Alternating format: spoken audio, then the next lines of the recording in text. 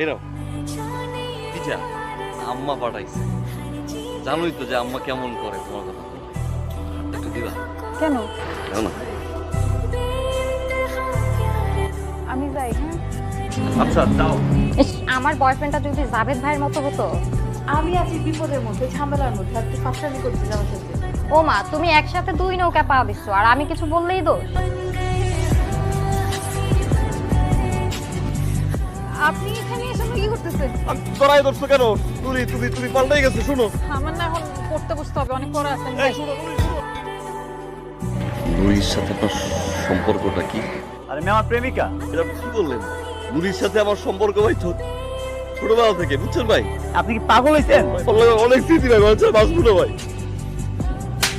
আমি কবে বলছি আপনাকে আমি ভালোবাসি? আপনি শহরে আসেন, আমার গ্রামের মানুষ, এই জন্য আসেন, আমি সুন্দর করে দুটো কথা বলি, দেখা করি, তার মানে কি আমি আপনার ভালোবেসে ফেলছি? আপনি এগুলো ভেবে ফেলবেন?